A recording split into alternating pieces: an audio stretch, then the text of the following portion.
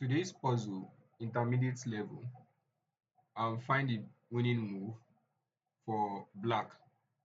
I'm not going to tell you the themes. You have to figure it out yourself. You have 20 seconds to solve this. So look at this position, black to move. What do you think is the strongest continuation? So basically, you just have to think about white's biggest weakness here. This particular position is very, very dynamic and it's not very, very obvious. There's a lot going on the board, both for white and for black. So basically, you have your rook already holding the second rank, right? So which is a very nice position for black. And the seventh rank for white, you just want to hold your rook on any of these two ranks. And then a lot is going on for white as well. The last move that white just played is bishop on g2 to h3. So bishop h3, and the reason is white is trying to prevent this move here going to h2 checkmate, and also controlling this particular d7 square.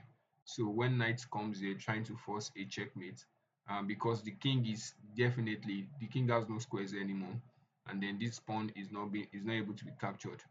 Um, without black, without white losing several, or black losing several pieces. So if knight to d7 check, and then rook on d2 captures, then the bishop is going to save the situation by capturing back. So yes, again, a lot is going on the board. One of the first move that black might think of, that you might think of in this particular puzzle, is to say you want to capture the bishop on h3, but the bishop on h3 is going to be quickly met by a move like rook h4, right? Rook h4, and then there's no checkmate here, without the queen coming back to capture back. And then there will be like a lot of exchanges. At the end of the day, black is going to lose the exchange. And if queen should take, and then there is a pawn take back, and then you lose your queen. And if you retreat by playing any other move, you have a checkmate coming here on h8. So that is not a possible move that black wants to play by capturing the bishop. Okay, so another interesting thing is that you just want to find your Zugzwang. Basically, you want to find that first move that is going to make your opponent have no other choice, right? So you want to find something that you can exploit. Again, I mentioned that I don't want to talk about the themes, but I eventually just need to talk about it. So basically, you need to do a lot of, you know, sacrifices, right? So is there anything you want to force? Is there a way you can force like a move, maybe a check, a capture, or something that is unstoppable, right? Just look at your pieces. First, let's look at the first one, a check. Do you think in this position, do you think a check is possible? Do you think it's possible to have a check in this particular position, right? So think of any ways you can check. We've thought of this one, which is like really bad. It's not really doing anything. Queen takes, and then that just stops that. Or immediately you play the check, and then maybe king captures, and then you still have your threat here, the checkmate on knight to d7.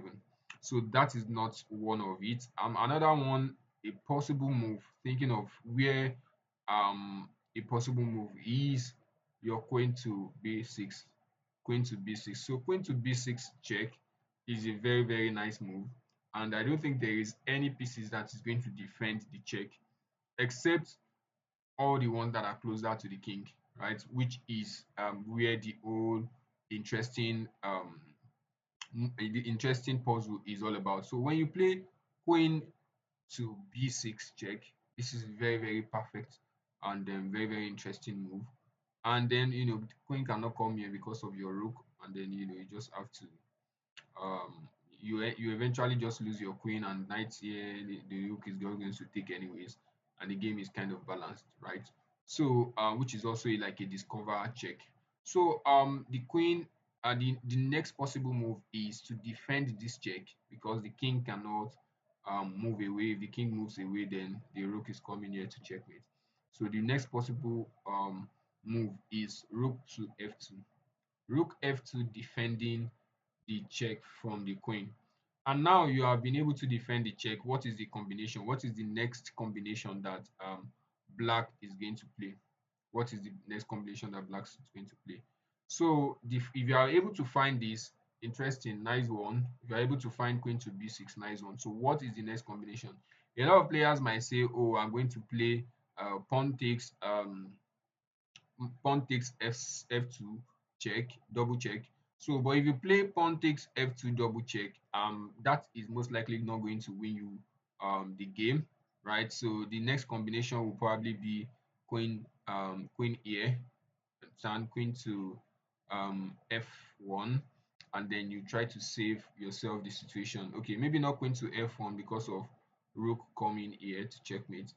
Maybe queen to maybe king, rather king to um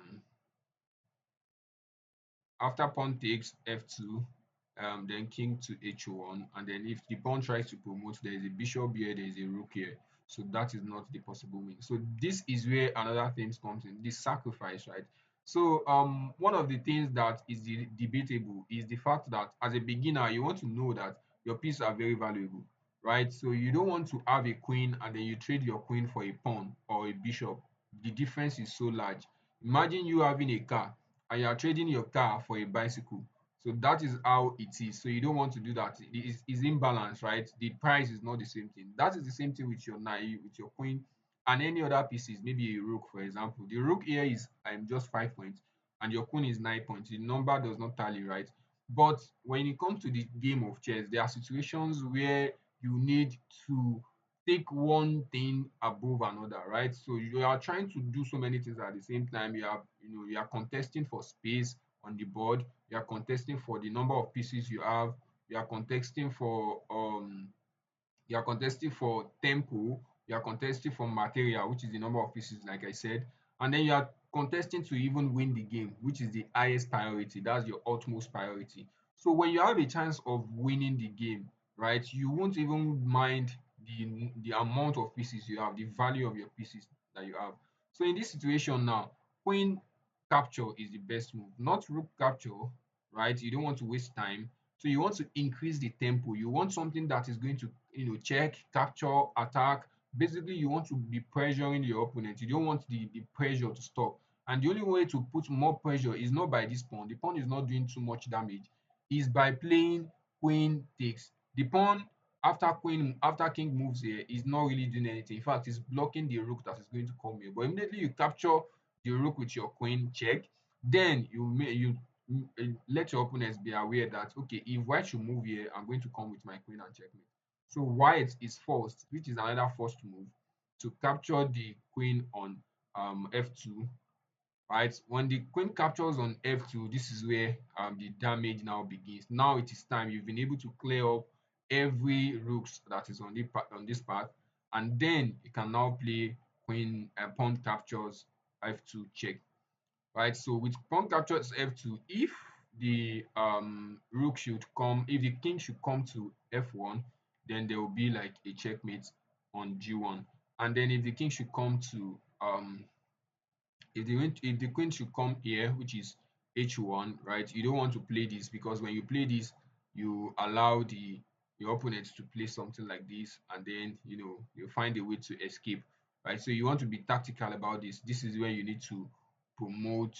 Okay, after rook check, rook to g1 check, you allow your opponent to come here, right, to h2, and then finally you deliver a checkmate with promotion of your pawn. So when you promote your pawn to f1 and then it becomes a queen, this is a discover checkmate, right? So this is a checkmate by the rook on d2, so which is a very beautiful tactics.